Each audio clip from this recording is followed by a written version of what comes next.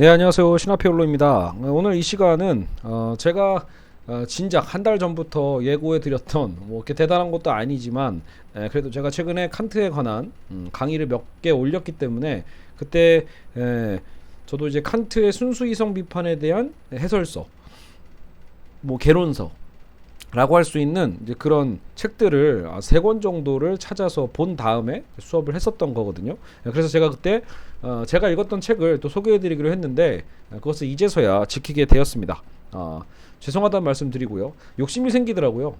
칸트에 관한 책들을 읽다 보니까 예전에 또 읽었던 책들도 다시 떠올라서 다시 좀 보려고 하게 되는데 또 상황이 또 여의치 않으니까 또 제대로 다 읽진 못했고요. 그래서 이제 더 미루다 보면은 책이 계속 늘어나요. 그래서 안 되겠다. 일단은 급히 소개라도 해드리자. 어쨌든 꼭 저만 읽을 거 아니잖아요. 여러분도 같이 읽을 거니까. 그래서 일단 제가 먼저 순수 이성 비판을 공부하기 위해서 우리가 이제 읽어야 될, 읽으면 도움이 되는 책들, 순수 이성 비판. 그래서 순수 이성 비판에 대한 걸 당연히 뭐 원문을 읽자마자 바로 팍팍팍 이해가 되면 전혀 이런 노력을 할 필요가 없겠지만, 그죠? 당연히 칸트의 책은 쉽게 읽히지 않기 때문에요. 일단 먼저 최근에 나온 책 요걸 하나 소개시켜드리고 싶어요. 최근에 나온 책인데 자, 순수 이성 비판 강의 이렇게 써 있죠. 좀 확대해 볼게요. 그래서 이수영 지음 이분이 최근에 이 칸트의 순수 이성 비판과 아마 실천 이성 비판 이 두 가지는 쓰신 걸로 알고 있거든요. 그래서 이게 출판사가 북튜브인가요? 북튜브로 나와 있고, 요 책의 특성을 보면 제가 지금 책을 갖고 있진 않아서요. 이제 책을 반납했습니다. 빌려서 봤기 때문에. 근데 진짜 그 이 책의 가장 큰 장점은 보통 여러분 순수 이성 비판 강의를 뭐 해제한다 뭐 이런 식으로 개론서로 이렇게 나오게 되면 그렇다고 처음부터 끝까지 그 목차를 쭉 연결해가지고 풀어주는 책은 별로 없어요. 오히려 저자들이 중요하다 싶은 부분만 좀 떼어서 핵심만 좀 정리하는 경우가 좀 많이 있거든요. 근데 이 책은 약간 좀 인내력을 필요로 하지만 분명히 원본을 읽는 것보다 훨씬 쉽게 와닿을 수 있어요. 다만 이제 읽다 보면 이 칸트의 순수 이성 비판의 이 구조 자체가 방대하거든요. 그래서 나중에는 후반부쯤 가면은 이것까지 또 읽어야 되나? 지친다. 이런 생각이 좀 들 수도 있어요. 하지만 그래서 의미가 있다. 역으로 나는 그래도 좀 진득하게 순수 이성 비판을 처음부터 끝까지 그래도 좀 제대로 한번 어떤 내용인지를 다 좀 보고 싶다. 맨날 찔끔찔끔 보다가 포기하신 분들이라면 한번 큰맘 먹고 이 책에 한번 도전해 보시는 게 어떨까? 저는 추천을 해드립니다. 이분이 실천 이성 비판 강의도 똑같이 출판사에서 책을 냈기 때문에 역시 필 받으신 분은 여기까지 넘어가시면 또 좋겠죠.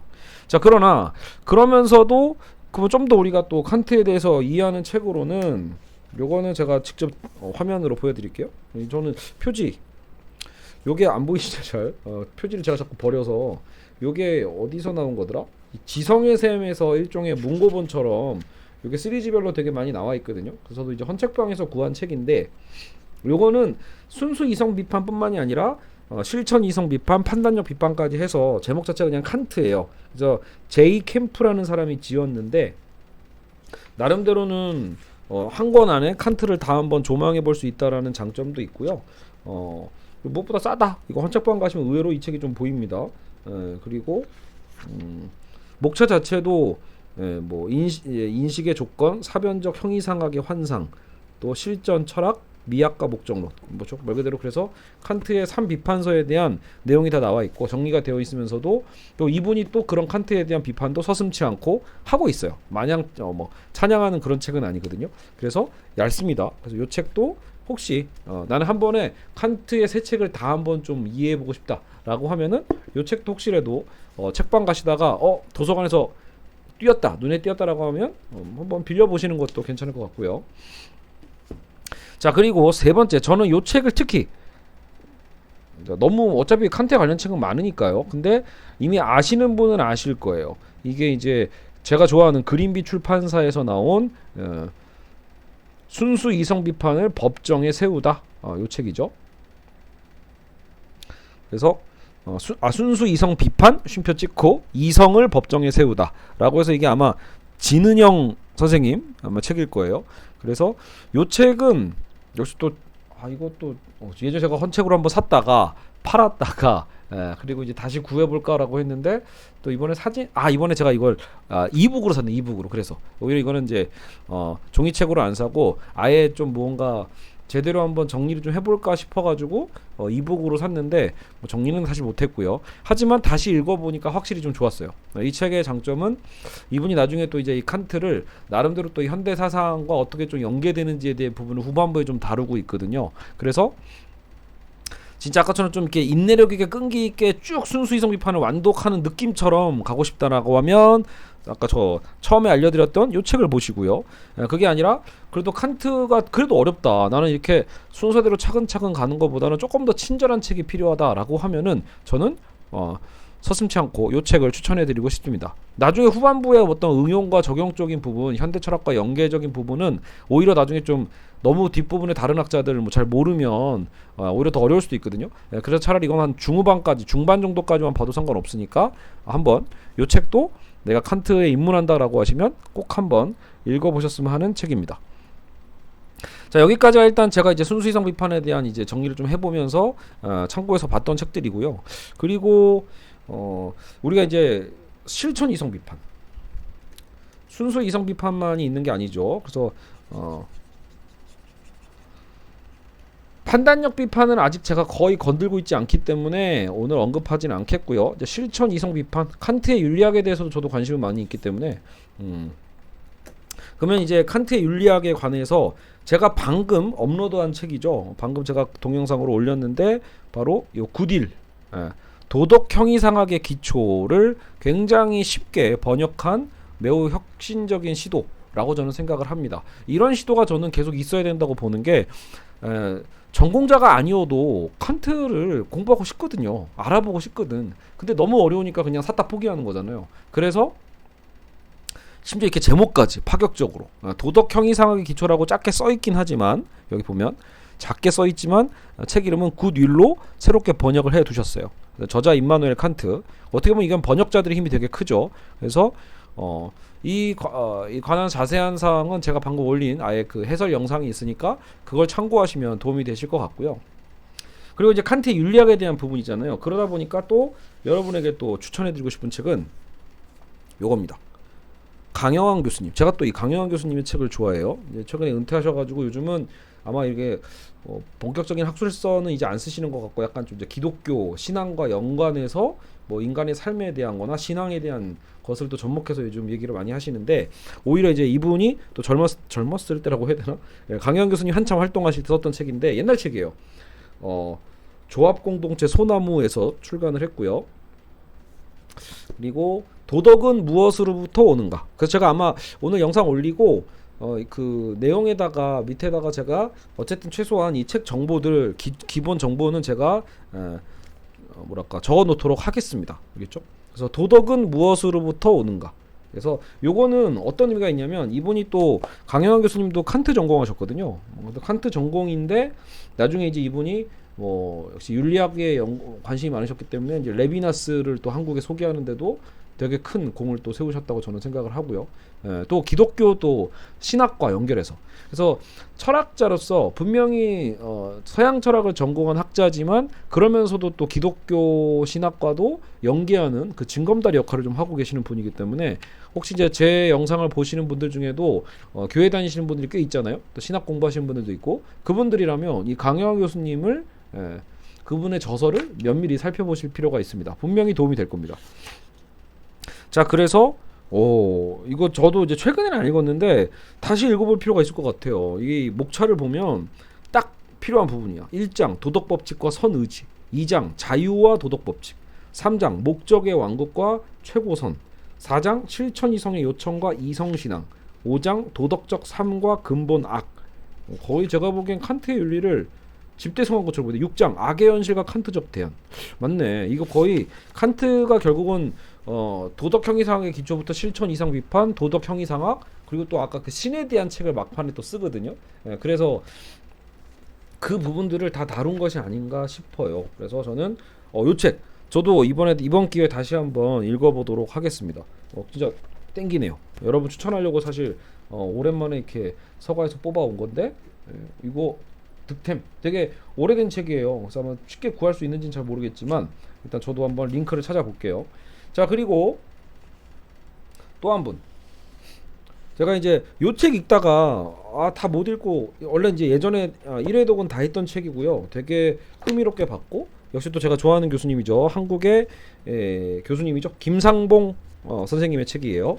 근데 김상봉 선생님이 역시 이분도 칸트 전공인데 자기 의식과 존재 사유, 그래서 칸트 철학과 근대적 주체성의 존재론 이렇게 정리를 했는데 굉장히 이 책도 뭐랄까 확실히 강영환 교수님도 그렇고 이런 훌륭한 교수님들은 책이 이게 뭔가 좀 그래도 어렵지만은 않아요. 말을 나름대로 우리가 이해할 수 있게끔 쓰기 때문에 저는 김상봉 교수님도 진짜 필요한 너무 소중한 존재다. 이분의 책 이것도 저는 명저라고 봅니다. 그래서 이것도 적극 추천. 저도 그래서 이제 옛날에 그런 기분 다시 느껴보려고 다시 읽으려고 했는데 또 읽다가 자꾸 또 다른 책으로 넘어가고 막 이러는 바람에 지금 잠깐 멈춰 있는 상태예요. 하지만 적극 추천하는 책입니다. 알겠죠? 자, 그리고 마지막으로 두 권만 소개해드리고 마무리를 할 텐데요. 자, 제가 또 좋아하는 가라타니 고진의 이 트랜스크리틱입니다. 트랜스크리틱. 근데 이제 그러니까 지금 이 두 권은 뭐냐면 칸트와 우리가 이제 칸트 누구나 좋아하잖아요. 칸트 플러스 마르크스예요. 칸트와 마르크스를 동시에 접목해서 연구한 굉장히 흥미로운 책이거든요. 그래서 칸트와 마르크스 넘어서기라는 부제로 트랜스크리틱. 지금은 아마 출판사가 바뀌었을 거예요. 이건 한길사에서 나온 출판본으로 제가 일부러 이거 헌책방에서 유렉하면서 득템한 거거든요. 왜냐면 제가 이 책이 작게 나온 버전이어서 요즘 이제 새로운 출판사에서는 책이 두꺼워요. 책이 두껍게 나와가지고 크기 때문에 들고 다니기가 좀 힘든데 이 책이 정말 들고 다니기 딱 좋거든요. 그래서 헌책방에서 샀을 때 너무 기분 좋았던 바로 그 책이에요. 그래서 가라타니 고진이 칸트와 마르크스를 이렇게 접목해서 어떤 사유를 보여주는지를 이건 흥미롭게 볼 수 있는 책입니다. 그리고 또 하나는 이거 저 아직 못 읽었습니다. 사실은요. 어디까지 봤는지 그것도 제가 이거 한 3분의 1 정도까지 읽었던 것 같은데 이 책도 칸트와 마르크스의 교차적 읽기라고 해서 비판 철학의 비판 이렇게 나와 있어요. 이건 생각보다 그래도 최근에 나온 책이거든요. 최근이라고 해도 이제 물론 몇 년 전에 나온 책이지만 이 저자가 나름대로 아마 이게 중국 쪽 생각해보면 제가 이제 중국 학자의 책을 읽어본 적은 거의 없거든요. 근데 이분이 여기에 워낙 또 정통한 사람이라고 하더라고요. 그래서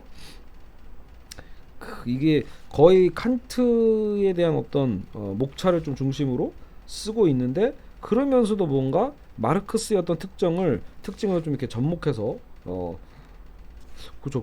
근데 이것도 결국 이 안에 보시면요, 목차를 보면 칸트의 인식론과 윤리학과 미학과 목적론 이게 다 들어있기 때문에 역시 이런 부분 같아요. 칸트를 어느 정도는 좀 틀을 알고 있는 분이라면 바로 이제 이런 책들을 한번 읽어보시면 굉장히 흥미롭게 볼 수 있지 않을까 싶습니다. 실제로 책이 제가 읽다 말긴 했지만 어려워서 그만둔 건 아니었거든요. 재미는 있었어요. 그래서 읽을만 하실 거다. 어느 정도 독서력이 좀 있는 분들이라면 도전해 볼 만하다. 근데 이게 두께가 확실히 맘 잡고 읽으려면 이게 한 700페이지 600 한 후반대 책이거든요. 쉽진 않다 읽으려면요. 문학동네에서 나왔습니다. 그렇죠? 자, 이렇게 해서 물론 여러분 이거 외에도 뭐 사실 칸트에 관련된 수많은 책들이 있죠. 맞다. 요거 하나 알려드릴까요? 이거는 책으로 갖고 있는데 제가 역시 이거 직접 방금 기억이 났어요. 요거는 이제 우리나라 칸트의 거의 뭐 번역에 있어서 권위자이신 백종원 교수님이 이제 정리를 한 거예요. 그래서 이제 진짜 이렇게 뭔가 문고본처럼 귀엽게 이런 게 또 필요하죠. 대신 칸트의 이성 철학에서 구서오제 이렇게 해가지고 핵심적인 거 이것을 여기다가 싹싹 정리를 해놓은 책이에요. 그래서 여기도 보면 순수 이성 비판과 진선미 성화 그래서 이게 오제군요. 그죠? 5가지의 주제처럼 진리에 대한 것, 선에 대한 것, 미에 대한 것 이게 이제 판단형 비판이겠죠. 또 성, 이성의 한계 안에서의 종교, 성스러울 때 그 성자고, 화, 평화할 때 그 화자인데, 그래서 이게 오제라고 쓴 거죠. 오제. 5개의 어떤 주제로. 자, 그래서 요거를 요 책도 얇지만 칸트의 어떤 핵심들만 좀 집중해서 아마 정리해 놓은 책이라고 볼 수 있어서 이게 단점도 있어요. 이게 그렇다고 요 책만 읽으면 이해할 수 있냐? 오히려 너무 압축을 해놨기 때문에 만약에 앞에서 우리가 했던 그런 해설서 같은 것도 공부하지 않고 바로 이거부터 읽으면은 오히려 이 얇은 책이지만 집어 던지게 될 겁니다. 그러니까 대체 무슨 말이야? 라고 할 수 있겠죠. 그래서 어느 정도 칸트를 좀 공부하시는 분들은 공부하다가 또 이렇게 정리도 할 겸 환기도 할 겸 이런 것들을 압축된 책으로 읽어보는 것도 굉장히 좋은 시도라고 저는 생각을 합니다. 그래서 저도 그래서 가끔 이렇게 무거운 책 들고 다니기 싫을 때는 작은 책 중에 이런 것들을 골라가지고 갖고 다니면서 좀 읽거든요. 그래서 이렇게 마지막으로 이 책을 추천으로 총 몇 권 추천한 거죠? 하나, 둘, 셋, 넷, 다여, 일곱, 여덟. 8권 추천했나요? 네. 어쨌든 그래서 9권이네. 9권을 추천했는데 요거는 그대로 제가 링크 찾아가지고 밑에다가 다시 한번 정리해 두도록 하겠습니다. 어쨌든 오늘은 칸트를 공부하는 데 있어서 제가 읽었던 혹은 읽고 있는 책들을 소개해드리는 시간이었습니다. 여러분도 필요하신 제가 소개해드린 것 중에 몇 권이라도 좀 도움이 됐으면 좋겠습니다. 여러분 감사합니다.